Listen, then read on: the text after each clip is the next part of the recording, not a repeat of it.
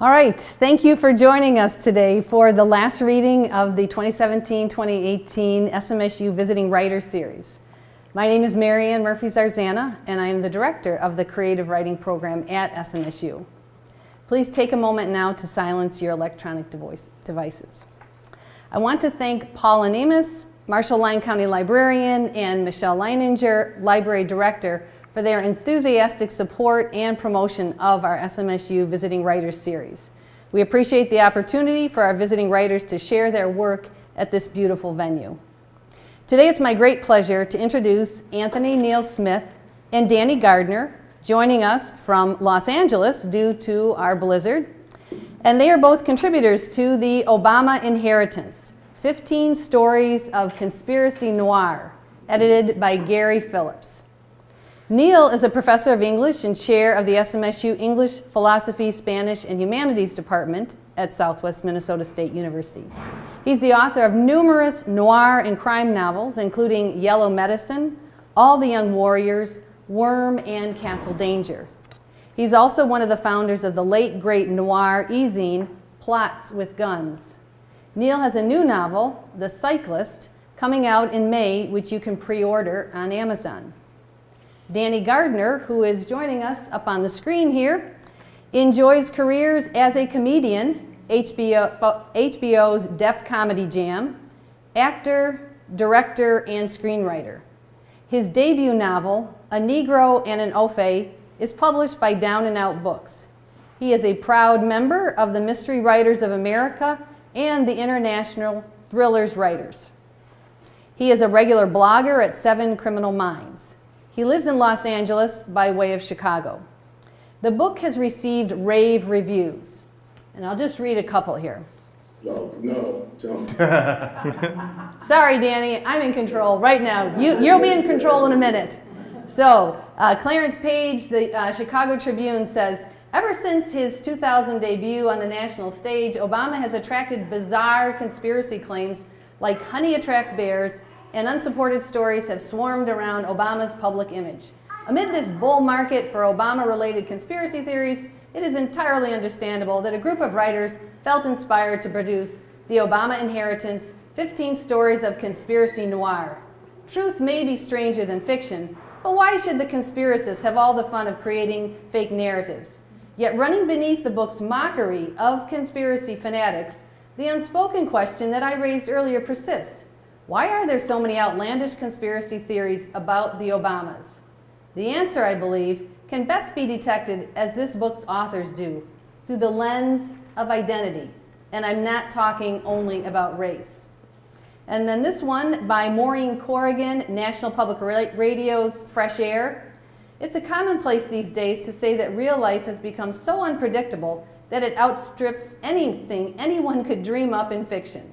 I think I'm guilty of having made that banal observation a few times. But that was before I read The Obama Inheritance, a collection of 15 stories so sly, fresh, and bizarro world witty, they reaffirm the resiliency of the artistic imagination. So this book is available at SMSU Barnes & Noble Bookstore, at Amazon, also right here at the Marshall-Lyon County Library. Please join me in warmly welcoming these two writers, Anthony Neal Smith and Danny Gardner.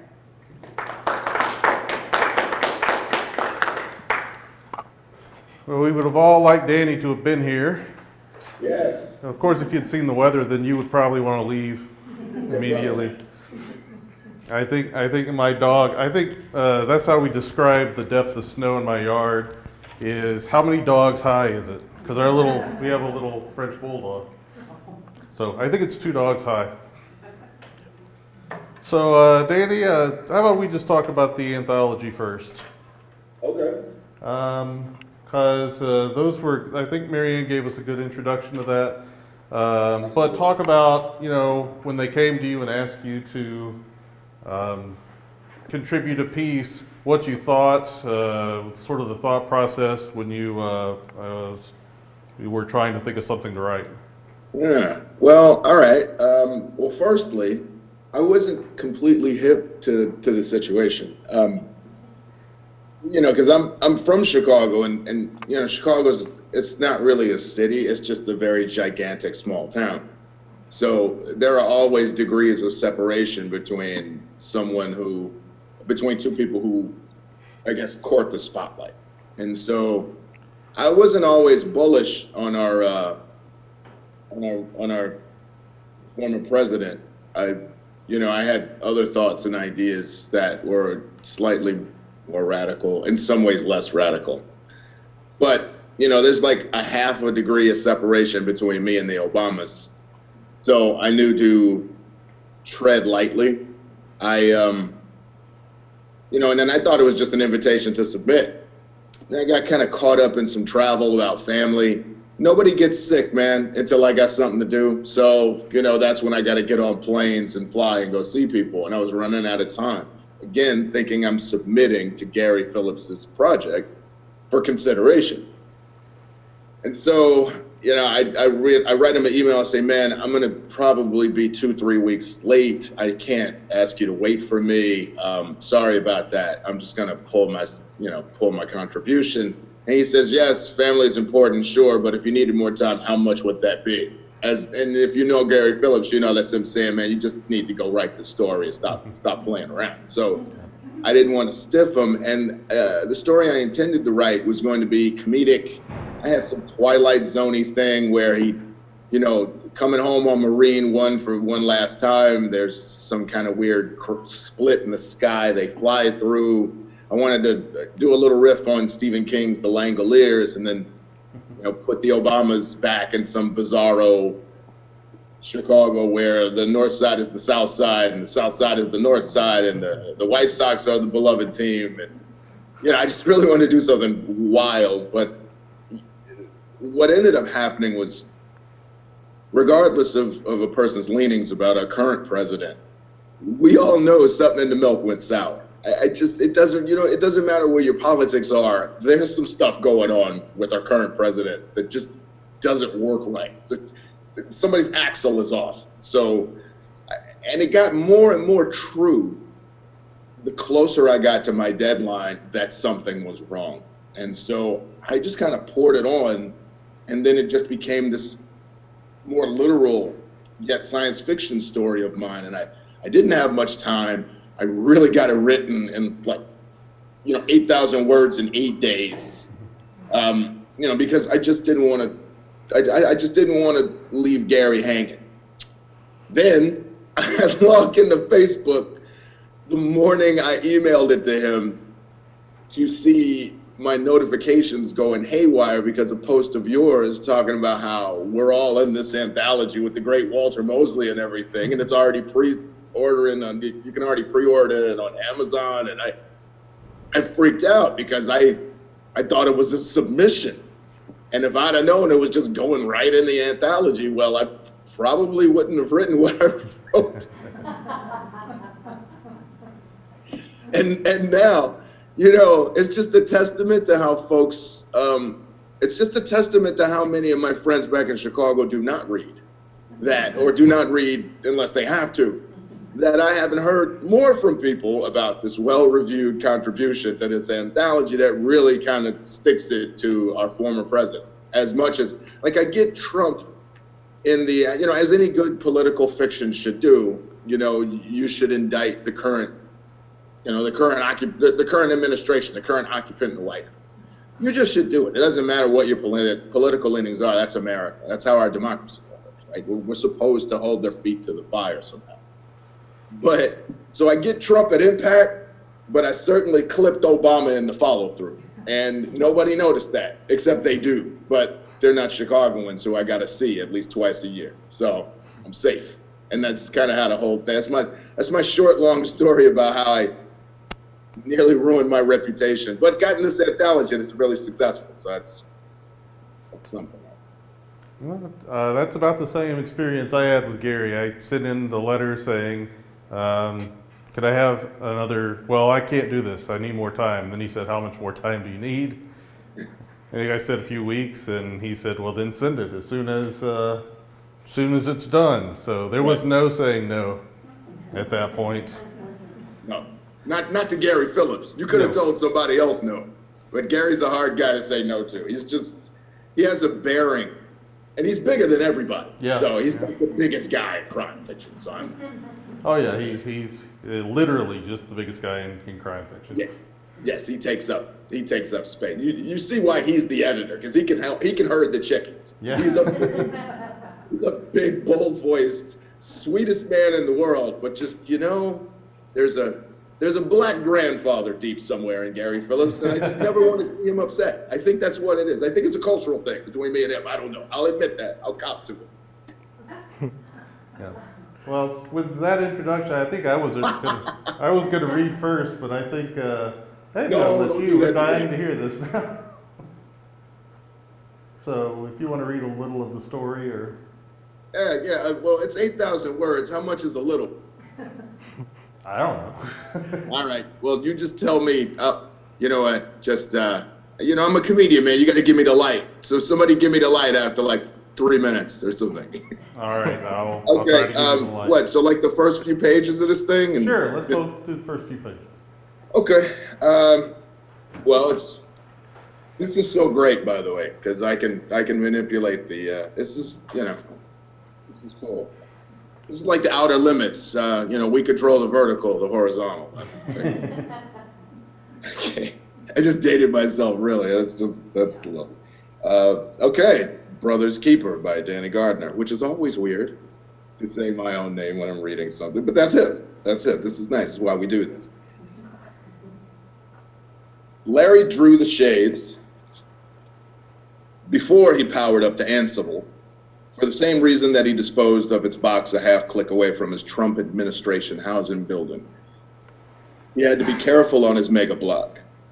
When the regional plant that manufactured warp drives for the Joint Transport Authority moved to Turkmenistan, unemployables flooded their sector. Gangs of UE kids roamed freely at night, boldly out of compliance with the curfews for anyone on public assistance. They used military binoculars to look in the windows on the upper floors and spot loot.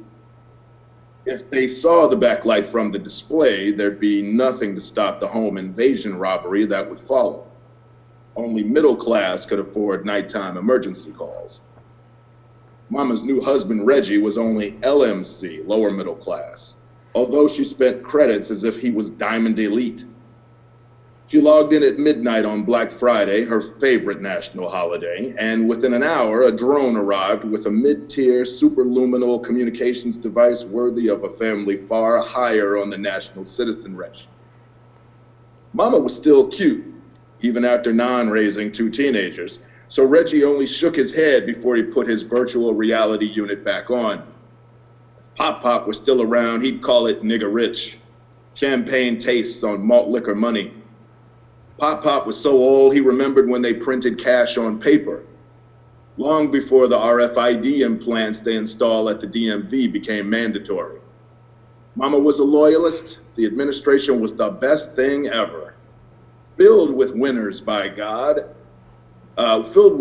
and by God, she would shop on the VR display as was her duty. Established by President Trump I during his 3rd term in all his brilliance.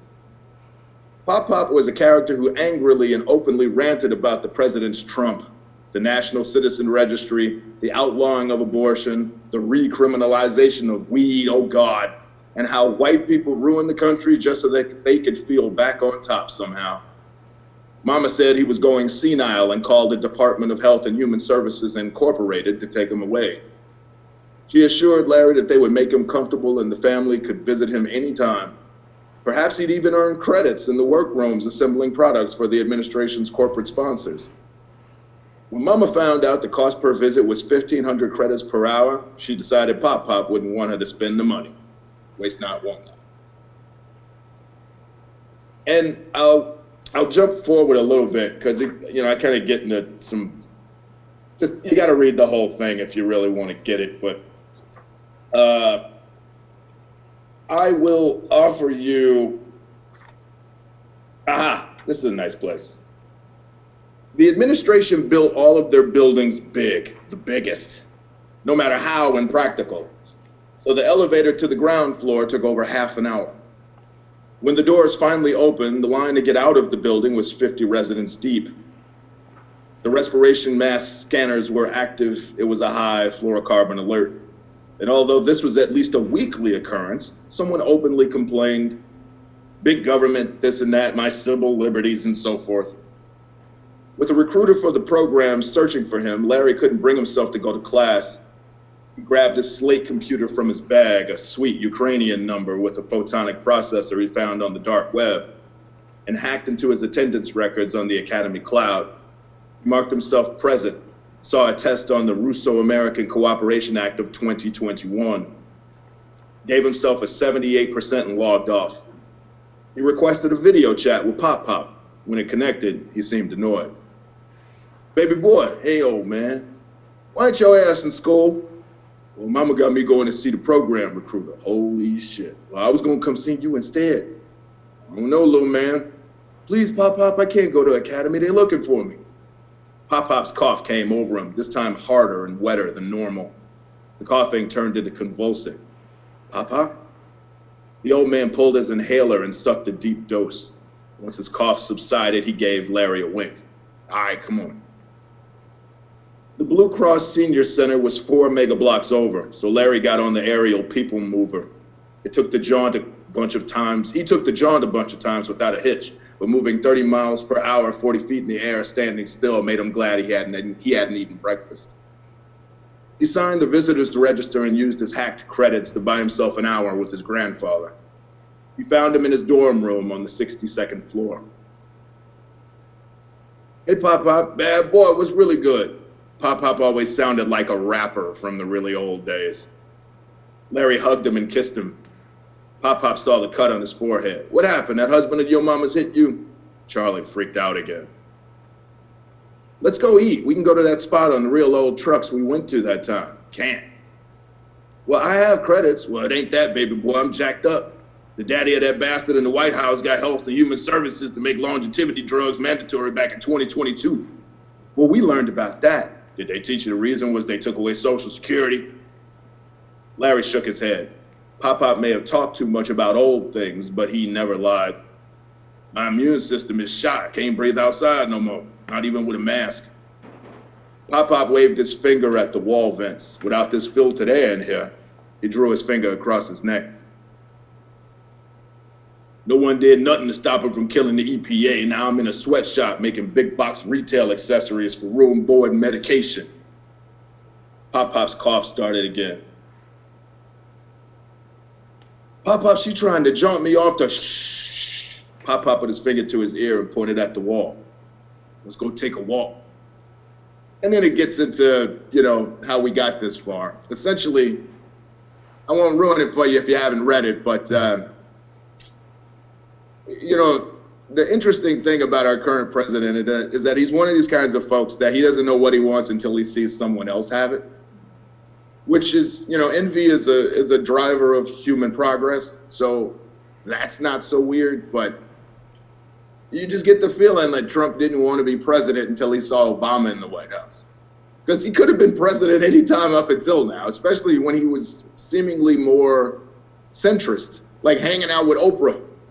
Still had the one wife, that kind of thing. He had it all going on about 25 years ago. He could have been president. He could have walked in to the White House then just as easily as he did now.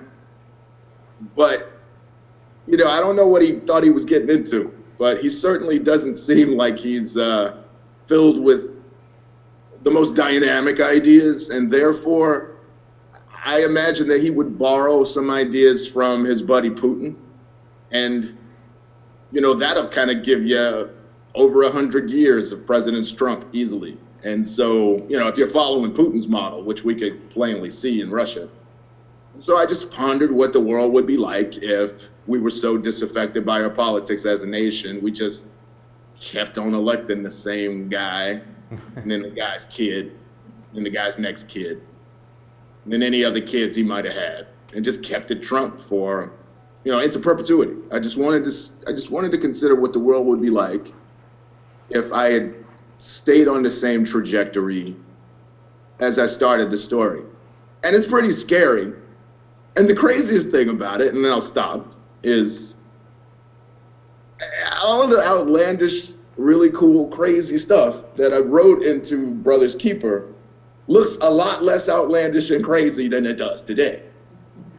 And again, it doesn't matter if you're conservative, if you're liberal, if you're centrist, if you're none of the above.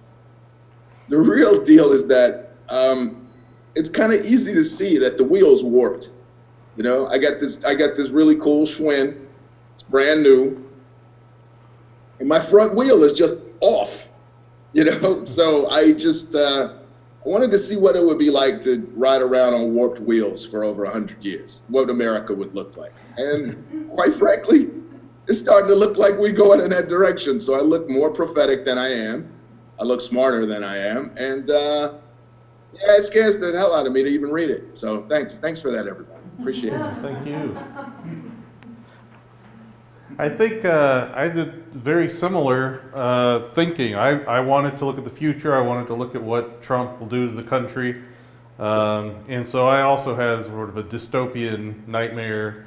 Mine, though, takes place in the Gulf of Mexico, since I am from Mississippi and I grew up around the fishing industry. Right. And I didn't really think of like the conspiracy, so I felt like I didn't really get the theme as well as some other people who in the book. But I wanted to focus on climate change, and everybody always said it was a hoax, and or a lot of people on a certain political spectrum say it's a hoax, and despite the science, you know, so it's kind of a tough thing. Despite that springtime blizzard that got us using Zoom as opposed to me sitting there with you, it's a hoax. Yeah. Well, of course, you know the answer to that is if you still have that much snow, then there can't be global warming. This is the old days blizzard where your grandpa, you know, walked in 4 feet of snow to get to the get to the school or whatever. Right. But I ended up writing a piece that also has sort of a quality of what happened to, you know, what happens to our country. And the first thing I thought of when Gary said, you know, he wanted me in the anthology was Moby Dick. And I don't know why, but I guess I thought a little bit of Trump as Ahab, you know, would be kind of interesting. So I'm just going to read a few pages of this, if I can get my Kindle to work. Although this would be a great day if the Kindle doesn't work. Hey, before you get started, can somebody take a picture of me on the screen? I got it, Danny. Yeah, can somebody send me that? Because that has to be like the most bizarre thing. Like this. I will send it to you. And Neil, man, I know many writers. You are a first sentence master. Like seriously, nobody drops a first sentence better than you, man. Like I learned something from you every time I read your stuff. Oh, thank Because you. your first sentence in this anthology is just like, why didn't I do that? Why didn't I try that? Like, you know, it's brilliant. Anyway, I didn't mean to interrupt. No, thank you. I I was appreciate buying it. you some time, actually, I think. Yeah, appreciate it. No, the Kindle's working. This is called I Will Haunt You. Yeah. Call me Reagan. Or don't. It's not my name. It's what the captain calls me. He calls all of us after presidents. I'm Reagan, but there's also Carter and Eisenhower, Taft and Harding, and Coolidge. And none of us should ever mention Obama. That'll get you thrown overboard. None of us look or sound like the president he names us after. He just likes the sound of the names. Maybe in his head he imagines we're all kind of like them a little bit, except Taft is skinny, Eisenhower is a coward, and I'm the youngest. All of us on Slayer, I named all the boats after 80s metal bands.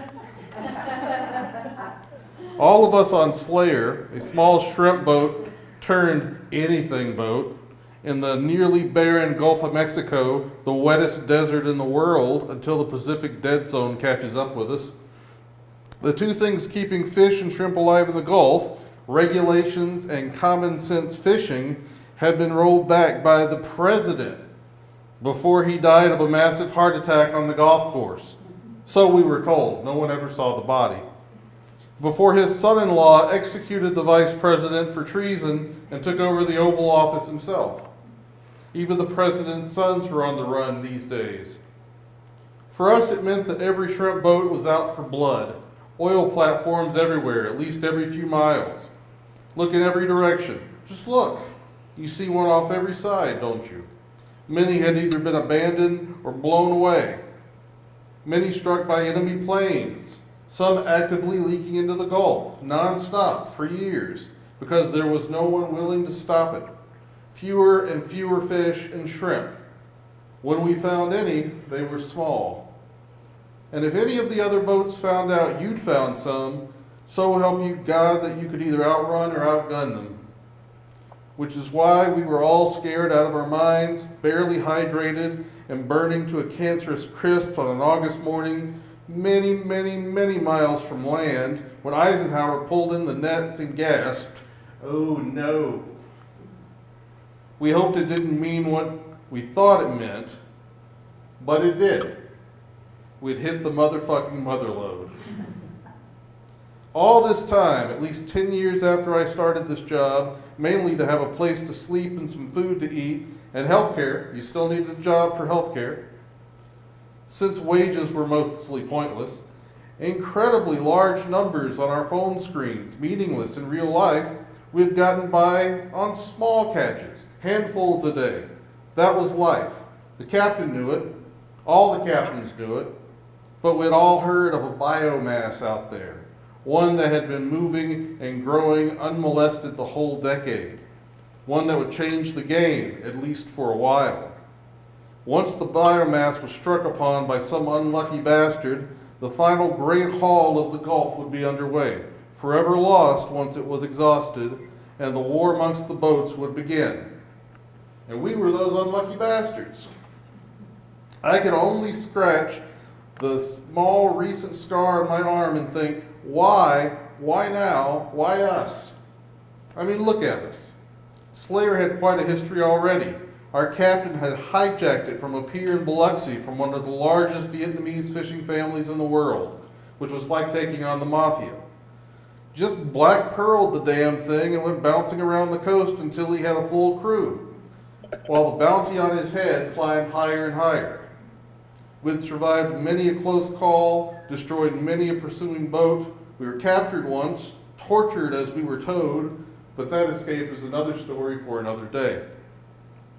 We were attacked, burned, blown to timbers, and yet we'd patched, painted, and covered the holes with steel plates rummaged from oil platforms, all to keep our floating home, haven, and tomb above the waves.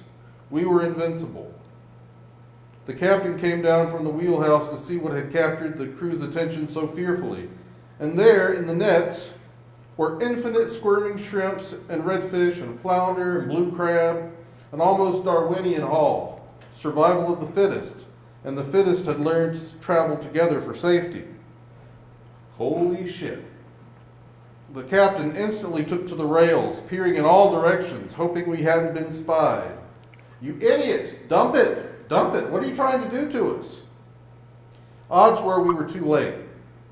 If Eisenhower would have been paying attention, he would have known the drag was too heavy. He could have dumped the haul via the useless turtle escapes, because there were no more turtles in the Gulf, believe me. Instead, he'd been lulled into boredom, safety, and drowsiness. It had been weeks since we'd seen another boat, months since our last decent haul resulted in a fight. We won. We left the Dockin and its crew sinking under flames, while its sister ship, Cannibal Corpse, ran away, already taking on water. "Dump it, dump it," a hoarse whisper, because of course any slight noise would be picked up by the directional mics that the Vietnamese, the New Orleans, the Mexicans, the alt-whiters, and the African Americans had stowed on the abandoned oil platforms like cell towers. We were a mutt crew, me being Hmong, Harding Black, Eisenhower Russian, Carter Trans, a one-boat operation in the years when one-boat operations had either been bought out or stomped out, and yet here we were. The buyers on land kept us secret because we delivered better prices. Whenever a restaurant along the coast offered a special shrimp boil, the corporate boats wondered how they missed us. Our buyers were being slowly squeezed, and we would always have places to sell our catch. We were legends. And I want to read one small part maybe because I thought it was amusing. I amused myself a little bit.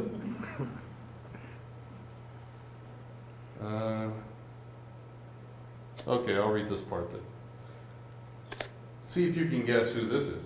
Our captain liked to regale us with stories of his life before, whenever that was. The whole thing sounded like a tall tale, like Paul Bunyan or Lady Liberty. He stood before us sea dogs, our leathery skin and calloused feet earned on his splintered and warped deck, whereas his own orange glow seemed otherworldly. What few strands of red hair he had left seemed forever set in place, untouchable. His squint had seen things, I tell you, terrible things. He told us of the exotic Slavic women he had loved and married and left for the next exotic woman, and one who got away, who was like a daughter to him. He told us stories of daredevil helicopter rides, heated boardroom firings, riches and ruins, and his long battle with the one they called Madam Secretary, when they weren't busy calling her worse. Just when it seemed he'd had the whole world in the palm of his hand, disaster struck.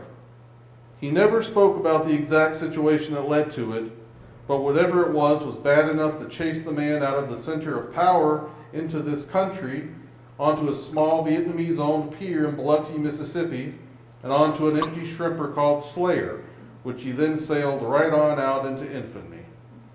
So if you want to find out what happens to this crew, buy the Obama Inheritance for either our bookstore at SMSU or on Amazon or any online bookseller.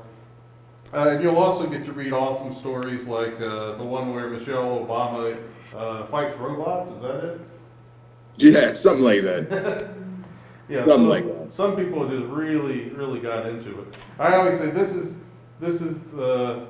my kind of brush with the famous to be in the same book with Walter Mosley, because when I did see him at BoucherCon in New Orleans, which is one of our crime writer conventions, I was just too awestruck to actually speak to him.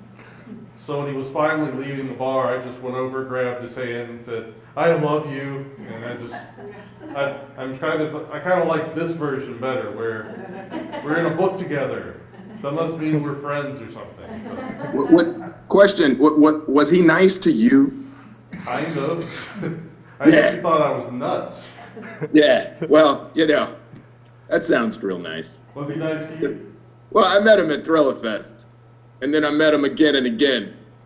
And then by the time mutual friends of ours had put us together, I was just wondering when the knives were going to come out. So I was just, don't meet your heroes, man. No, don't meet your heroes. That's why he's a lovely fellow, as they say. I just came home from London, so I'm trying to pick up some of these idioms. I guess it's kind of like bless your heart, like, oh, he's lovely. He's a lovely guy. Yeah. Sells books, though. Sells plenty of books. Yeah. I just imagine the days when you and me will be the grand old men at conferences and just going to lord it over the underwriters. Of course I'm going to treat them as worse as the other guys treated me. Isn't that the prize, really? Like, isn't that what we're do this for? And, it ain't the royalties now, is it? So, yeah. Oh, yeah, which is certainly not for the royalties. So we must want some sort of, immortality. I'll take it. I what I think is cool about our pieces in the book is it isn't necessarily about, because I missed it. Like, there are 15 of us in the book, and there are probably just as many elaborate conspiracy theories around Obama's presidency. And so many of us took a conspiracy theory, or, maybe intertwined a couple of them, and wrote about, and wrote a narrative involving those. And you and I seem to have taken just the existence of wild, elaborate conspiracy theories as our background. Like, you've got global warming, you anchor your story to global warming, and yet, there's climate change, there's the ending of the EPA, there's the reckless profiteering that goes on when industry is left unchecked. So there's more of a societal impact to your story that I think has an overall effect. And then, for my story, instead of writing about one particular conspiracy theory, I wrote about just the sum total of conspiracy theories. And essentially my story is about how, Trump just walked right into office on the greased runway of racism. But it wasn't racism in the sense that we still have a very racist ideology in this country. It was more that you needed to tell disadvantaged working class people something. So you gave them conspiracy theories as opposed to solutions.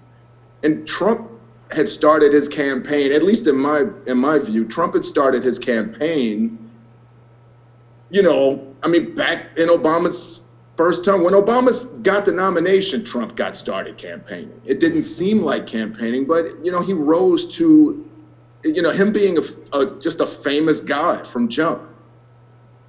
Maybe he was a fame seeker, but it was the 80s. Everybody was doing it. He just did it to prominence, But he rode that all the way to the White House by really legitimizing conspiracy theories. I mean, he got national news. He was the opposition.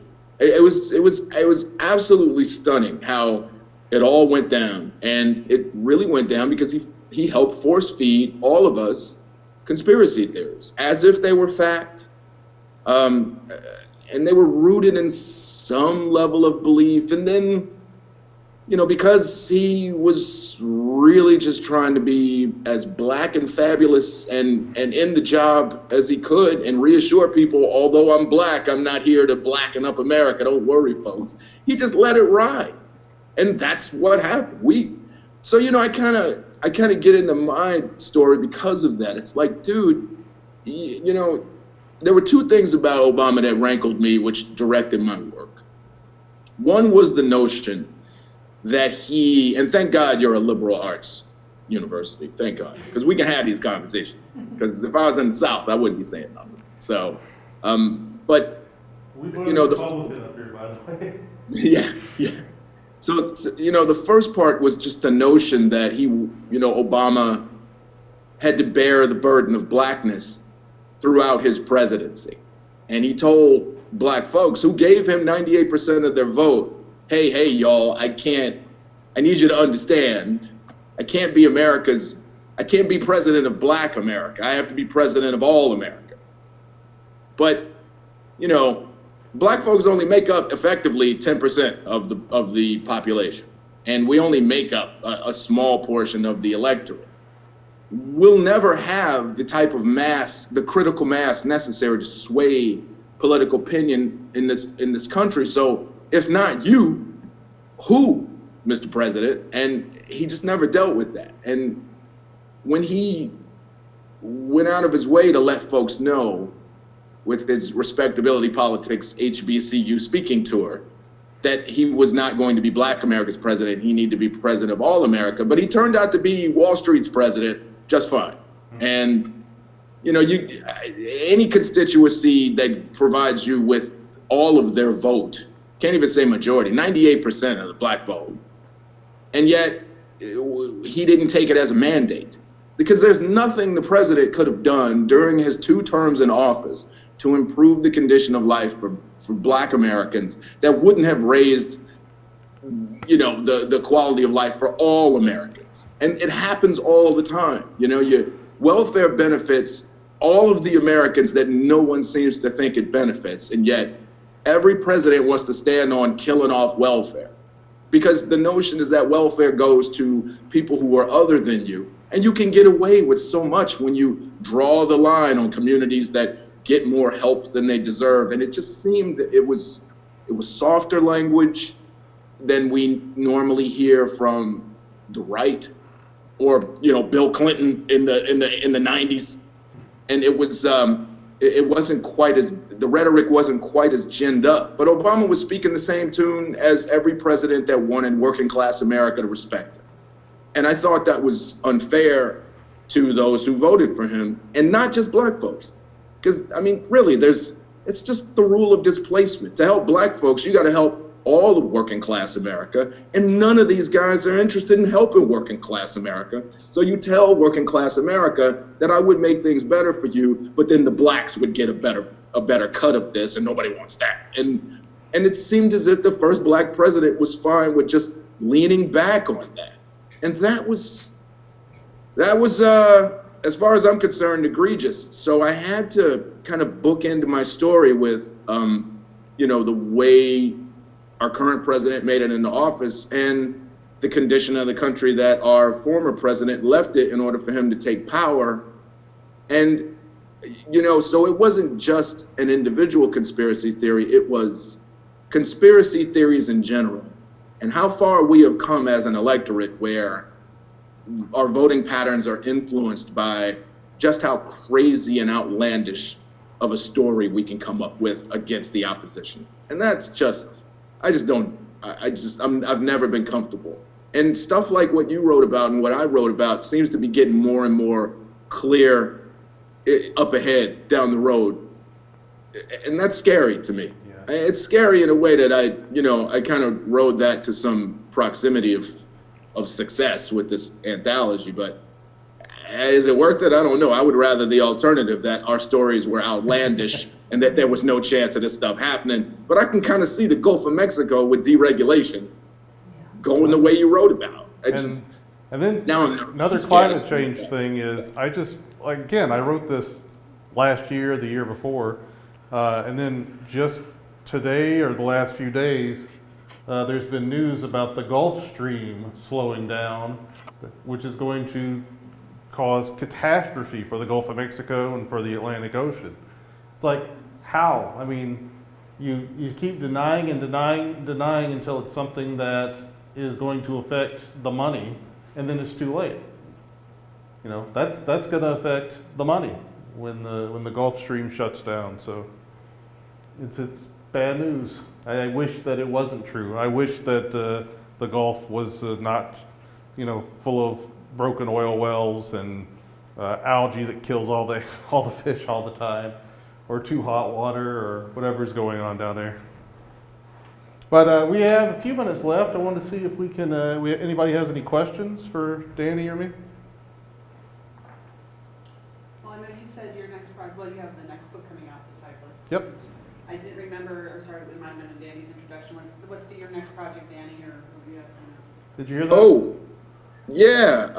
Well, I'm working on the follow-up to A Negro and an Ofe, which I'm pleased to say was very well received and very well reviewed, and is actually up for an Indie Award with Forward Reviews, which, because it's my debut, I'm just coming into all of this brand new. Really, everything that's happened to me that made me relevant enough to be able to sit with you all happened, in 2017. So I'm getting ramped up to speed. I'm like, yay, I'm a finalist for the best novel in the mystery category for Forward Reviews. What's Forward Reviews? Oh, hey, yay, Forward Reviews. This is amazing. So it's like Publishers Weekly, but with people who get paid to be nice and civil with what they write. Yay, Forward. So, so I'm working on the follow-up to A Negro and an Ofe, and then I'm working on a standalone because I'll lose my agent if I don't. And it's more contemporary piece. And I like to set my work in Chicago because, quite frankly, we all as a nation can't stop talking about my city. And I like to riff on things that show how most of our problems are intertwined, if not the same problem. We just look at them from different lenses. So, the same supply. Right now, I'm working on something that breaks down the supply chain of guns and ammunition in this country, and how the same bullets that will go into black bodies on the South Side on any given weekend are going to affect the price of bullets for a guy to go across Nevada, buy 50,000 rounds of ammunition, and show up to a Jason Aldean concert and spread mayhem.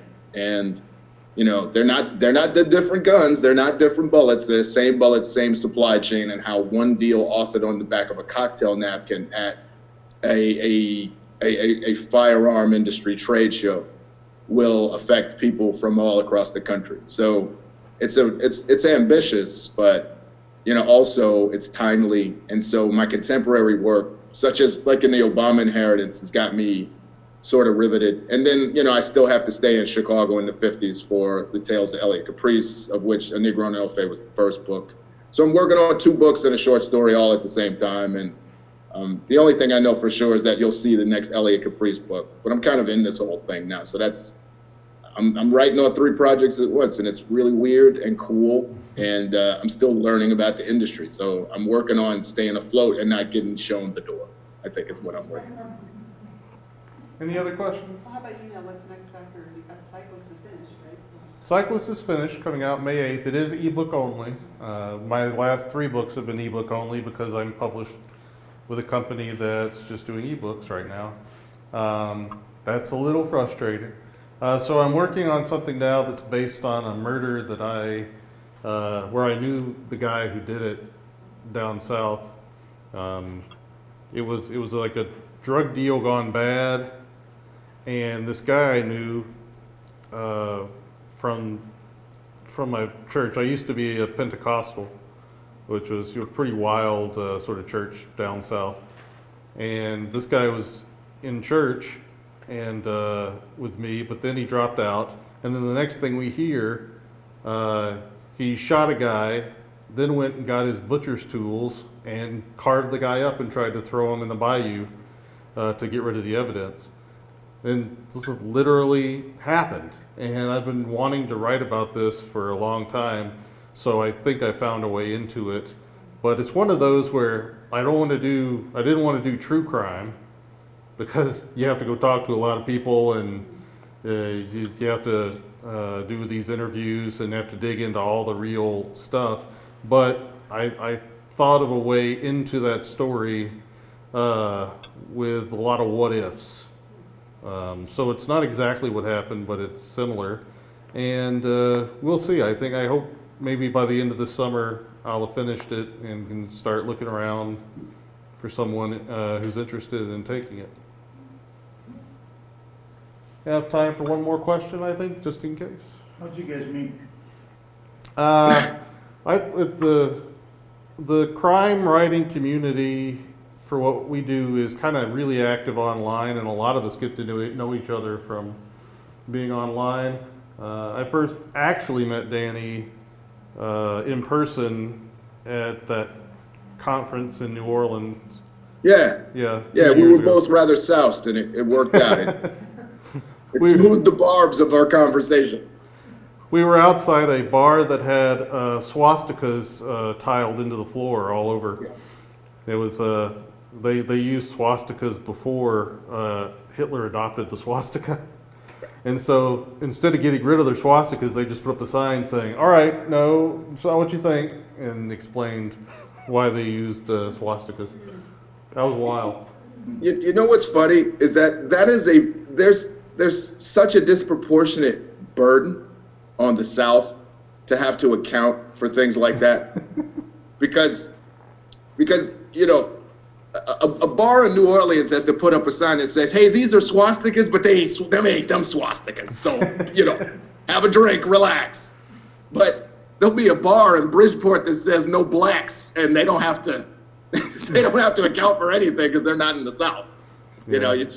You stumble into the wrong watering hole after a White Sox game, and you'll see worse than them swastikas on the floor, and nobody's explaining those of it. So that's I'm really sorry about that, actually. Yeah. But that's really, I think a lot of us know each other online for years sometimes before we actually meet, but we pick up right where we left off online and become pretty tight. I think a lot of us would help each other. The knives don't come out for a lot of us who have been scraping along. We really do want to help each other succeed, except Rob Hart. I'm very jealous of that guy, so it's an inside joke. Don't worry. No, Anthony was one of the more supportive folks for me. I was a little worried about the Bradley effect. I mean, because the piece of work that put me shoulder to shoulder with everyone else in crime fiction was titled A Negro and an Oath. So, it wouldn't come out for about a whole year after it was announced due to like the vicissitudes of publishing. And so the rap about the book was getting out ahead of the actual content of the book. And Anthony was just, Anthony's got I don't know what kind of reputation he has walking around the university, but the reputation Anthony has in crime fiction is that he is a stickler, and his reputation is that he's like, a big shot. Simply because he writes what he wants to write, and he doesn't care if the industry doesn't get him. This is me, this is what I have for you, and I know it's good. So it's up to you all to catch up with me. And so I like uncompromising types. I don't like wafflers, man. I like, it's cool to be in the room when it happens, but if I've got to fall all over myself to get in there, I'm not that kind of guy. And so, I warmed up to Anthony like right away, and then we found ourselves in this book together. And then, when we met, standing on top of swastikas, which aren't those kind of swastikas, mind you, in New Orleans, it just, I was like, oh yeah, this is my guy, man, this is cool. Yeah. And then we wound up in this book together, which was great. So Anthony's just been one of the most supportive cats, subtly and then not so subtly, for me in crime fiction. So yeah. That's the kind of guy that we all think of him as. And you're one of the outspoken guys, and I appreciate the fact that you're, looking to provoke sometimes with your blog posts. But I think more so than a few other people who are provoking just to provoke and are kind of scolding the crime community, I think you're, saying something that's more thoughtful than that. You're just not trying to, be a badass, as if someone said the other day. You're really, you want people to think. And I think that that's been really good, and that's what's so great about your voice and your writing. So. Well, thank you for that. I appreciate it. And thank you for allowing me to do this event in my lounge pants. I really appreciate it. Well, we'll see you tonight. We'll do this all over again. Yeah, we will. But All I'll right. have on pants that, well, maybe. You I'll have know on what? pants. You do you. Thank you, Danny. Thanks. Thank you, everybody. See you later. Thank you, everybody, for coming, and please tell people about tonight, 7 o'clock, CH201, and also go to SMSU today and look up the Fine Arts Celebration, all kinds of events and activities, readings going on throughout April. And thank you to Paul and Amos for the technology assistance, and to Ryan here for helping. So Studio One rocks, and Jim Tate, thank you for coming too. Thank you for the good questions. Yeah, thank you. Thank you. All right, y'all. See you later. All right. Bye, Danny.